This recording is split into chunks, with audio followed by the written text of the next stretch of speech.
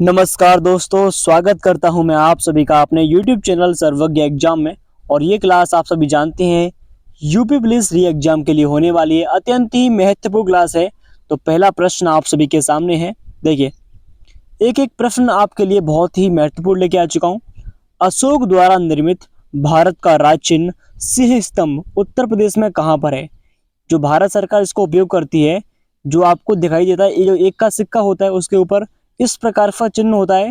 ये प्राचीन काल में कहाँ पर था और अभी कहाँ पर है? तो याद रखना है। पहले option A Allahabad, option B Mathura, option C Aligarh और ऑप्शन डी सारनाथ। तो याद रखना है यूपी के सारनाथ जिले में ये स्थित है। बहुत ही महत्वपूर्ण प्रश्न बनता है। ठीक है, अगला प्रश्न देखते हैं। प्रश्न नंबर 2, पंचतंत्र के लेखक हैं। जो पंचतंत्र पुस्तक है उसके लेखक कौन है? देखिए, option A Bhavabhuti, option B Ramdhari Singh Dinkar, option C Khushwant Verma और ऑप्शन डी विष्णु शर्मा। तो याद रखना है जो पंचतंत्र है, जो कहानियां हैं, उनके लेखक हैं विष्णु शर्मा। ठीक है, ये उनकी पुस्तक है, आप देख सकते हैं। ठीक है, अगले प्रश्न की ओर बढ़ते हैं। प्रश्न नंबर 3, विख्यात सोमनाथ मंदिर को किसने नष्ट किया?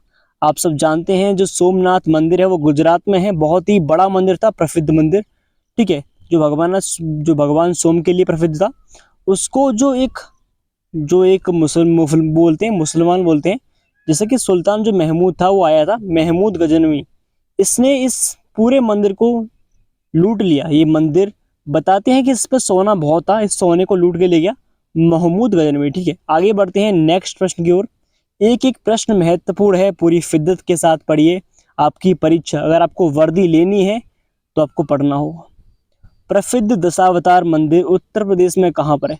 अगर दशावतार मंदिर की बात करें, जो 10 मूर्तियां बनी हुई हैं, इस प्रकार से आप देख सकते हैं इस तस्वीर में।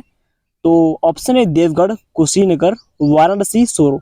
तो याद रखना है जो प्रसिद्ध दशावतार मंदिर है वो यूपी के देवगढ़ जिले में है। कहाँ पर? देवगढ़। एक एक प्रश्न महत्वपूर्ण होने वाला है, पूरी शिद्दत से पढ़िए। अगला प्रश्न जो बनता है नेक्स्ट, झांसी की रानी जो पुस्तक है वो किसने लिखी है? बहुत ही महत्वपूर्ण प्रश्न बनता है, पहले पूछा गया 2018 में। Option A Vrindavan Lal Verma, Ramdhari Singh Dinkar, doctor Karan Singh या फिर इनमें से कोई नहीं। तो झांसी की रानी आपको यहाँ पर पुस्तक दिखाई दे रही है। इनके जो लेखक हैं, इनको लिखने वाले कौन है? वृंदावन लाल वर्मा। ठीक है, याद रखना है। अगला देखते हैं नेक्स्ट, जो विधवा पुनर्विवाह एक्ट था, जो कानून था, वो कब बना? मतलब जो एक स्त्री होती है उसकी दोबारा से शादी करते हैं तो उसको विधवा पुनर्विवाह कहते हैं। तो ऑप्शन है 1853, 1856, 1853 और 1865। तो याद रखना है 1856 में विधवा पुनर्विवाह जो कानून है वो लाया गया था 1856 में। ठीक है, अगला जो प्रश्न है, पानीपत की तीसरी लड़ाई कब हुई? 1799, 1761 में, 1771, 1769। तो याद रखना है 1761 में पानीपत की तीसरा युद्ध हुआ, यानी जो तीसरी लड़ाई थी पानीपत की, जो कि हरियाणा में है, वो कब हुई?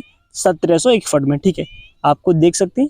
नेक्स्ट, उत्तर प्रदेश के किस स्थान पर महात्मा बुद्ध ने निर्वाण प्राप्त किया? निर्वाण कहते हैं दोस्तों मोक्ष।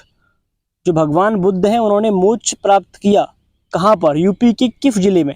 श्रावस्ती, सारनाथ, कुशीनगर, गढ़मुक्तेश्वर। तो याद रखिए, अगर पूछे किस सबसे पहले उन्होंने उपदेश कहाँ दिया उत्तर प्रदेश में, तो याद रखना है सारनाथ में सबसे पहले दिया। अगर आपसे ये पूछता है कि सर्वाधिक, सबसे अधिक उपदेश कहाँ दिए, तो श्रावस्ती में। अगर आपसे ये पूछता है कि उन्हें मोक्ष कहाँ, यानी उनकी मृत्यु कहाँ पर हुई थी, कुशीनगर में, जो कि यूपी का ही है। ठीक है, एक एक प्रश्न को पढ़ना है ध्यान से। आगे चलते हैं नेक्स्ट, विश्व प्रसिद्ध ताजमहल उत्तर प्रदेश के किस नगर में स्थित है? यानी कि आप जानते हैं जो कि यूपी है, यूपी में एक ताजमहल है जो आगरा जिले में है, और ये विश्व के 7 अजूबों में से एक है। ऑप्शन लखनऊ, मेरठ, आगरा, बनारस। तो आपको मालूम है आगरा में ताजमहल है, और आगरे में मुगलों का लाल किला भी है। ठीक है, उसको भी याद रखना है। अगला है, भारत में मौद्रिक नीति किसके द्वारा बनाई और लागू की जाती है? एफओचेम, फिक्की या फिर केंद्र सरकार या फिर भारतीय रिजर्व बैंक। तो आपको याद रखना है जो मौद्रिक नीति होती है उसको भारतीय रिजर्व बैंक, यानी जो आरबीआई होती है, रिजर्व बैंक ऑफ इंडिया, वो जारी करती है। ठीक है, अगला प्रश्न बनता है आप सभी के सामने, उत्तर प्रदेश पंचायत राज संशोधन अधिनियम कब पारित किया गया? 1992, 1994, 1995, 1996। तो जो यूपी का पंचायत राज संशोधन अधिनियम है वो पारित किया 1994 में, ठीक है, 1994 में। अगला प्रश्न देखते हैं नेक्स्ट, बक्सर का युद्ध कब प्रारंभ हुआ? जो बक्सर का युद्ध है, तो ऑप्शन ए 1783, 1753, 1793, 1553। तो याद रखना है 1753 में बक्सर का युद्ध हुआ, ठीक है। आगे बढ़ते हैं प्रश्न नंबर अगले। हर प्रश्न महत्वपूर्ण, निम्न में से कौन से देश में मिश्रित अर्थव्यवस्था है? मिश्रित कहते हैं कि यानी कि जैसे कि दोनों व्यवस्थाएं यानी पूंजीगत भी हैं और कैसी हैं, मिश्रित, ठीक है, निजी और सार्वजनिक। तो अमेरिका में नहीं है भारत, सही आंसर इसका। चीन में भी नहीं, रूस में नहीं। भारत एकमात्र ऐसा देश है जो कि जिसकी जो व्यवस्था है, अर्थव्यवस्था मिश्रित है, ठीक है। अब अगले प्रश्न की ओर आगे बढ़ते हैं नेक्स्ट, जीडीपी के आधार पर भारत का स्थान कौन सा है? 5, 3, 7, 13। जो 7वां स्थान पर कौन है? भारत है। और जीडीपी का मतलब होता है ग्रॉस डोमेस्टिक प्रोडक्ट, यानी कि सकल घरेलू उत्पाद, ठीक है। आगे देखते हैं नेक्स्ट, स्वच्छ भारत अभियान का प्रारंभ कब हुआ? यानी कि जो स्वच्छ भारत अभियान चलाया था मोदी जी ने, तो वो कब शुरू हुआ? 1 अप्रैल 2015, 9 दिसंबर 2014, 2 अक्टूबर 2014, 26 जनवरी 2015 को। तो याद रखना है 2 अक्टूबर 2014 को स्वच्छ भारत अभियान स्टार्ट किया गया। अगला प्रश्न है, हाल ही में state of global climate report किस संगठन द्वारा जारी की गई है? तो अंतर्राष्ट्रीय ऊर्जा एजेंसी, विश्व मौसम विज्ञान संगठन, अंतर्राष्ट्रीय परमाणु ऊर्जा एजेंसी, संयुक्त राष्ट्र पर्यावरण कार्यक्रम।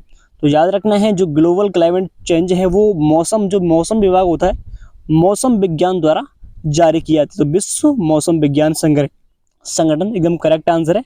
आगे बढ़ते हैं नेक्स्ट प्रश्न की ओर, लेंस की क्षमता का एसआई मात्रक क्या होता है? मीटर या फिर डायोप्टर या फिर अन्य? तो आप जानते हैं डायोप्टर इसका करेक्ट आंसर है, लेंस की क्षमता। अगला प्रश्न देखते हैं, जो अगला है, संविधान सभा के सम्मुख किसने संविधान की प्रस्तावना प्रस्तावित की? सुभाष चंद्र बोस, पंडित जवाहरलाल नेहरू, स्वामी विवेकानंद या महात्मा गांधी? तो आप जानते हैं पंडित जवाहरलाल नेहरू ने प्रस्तावना को सबके समक्ष रखा, ठीक है। अगला प्रश्न देखते हैं, नीति आयोग की स्थापना कब की गई? 1 जनवरी 2015, 13 अप्रैल 2014, 23 जून 2015, 1 अप्रैल 2015। याद रखना है जो 1 जनवरी 2015 को नीति आयोग की स्थापना की गई और ये मोदी जी के द्वारा स्टार्ट की गई थी, और जो इसके अध्यक्ष होते हैं वो प्रधानमंत्री होते हैं, ठीक है। और याद रखना है इसकी जो पंचवर्षीय योजना थी उन्होंने समाप्त की है और इसके बदले इस नीति आयोग का गठन किया। अगला है, हाल ही में जारी विश्व प्रसन्नता यानी हैप्पीनेस इंडेक्स 2024 के अनुसार विश्व का सबसे खुशहाल देश कौन सा है? Switzerland, Norway, Denmark, Finland? तो याद रखना जो फिनलैंड जो कंट्री है वो सबसे खुशहाल नंबर 1 पे आती है। अगला जो है, दाचीगम राष्ट्रीय उद्यान किस राज्य या केंद्र शासित प्रदेश में है? लद्दाख, अरुणाचल प्रदेश, जम्मू कश्मीर या असम? तो याद रखना है ये जम्मू कश्मीर में है, ठीक है, दाचीगम राष्ट्रीय उद्यान। आगे बढ़ते हैं नेक्स्ट प्रश्न की ओर, हाल ही में भारतीय रोजगार रिपोर्ट 2024 किस संगठन द्वारा जारी की गई है? तो आप जानते हैं रोजगार यानी कि श्रम, तो आप इसको याद रख सकते हैं। तो अंतर्राष्ट्रीय श्रम संगठन एवं मानव विकास संस्थान, पहला इसका करेक्ट आंसर है। हर प्रश्न को पढ़िए, बहुत ही इंपोर्टेंट प्रश्न लेके आ चुका हूँ आपके लिए। अगला देखिए, पोपोकेटेपल ज्वालामुखी किस देश में स्थित है? जो पोपोकेटल है, अर्जेंटीना, ब्राजील, मैक्सिको, पेरू?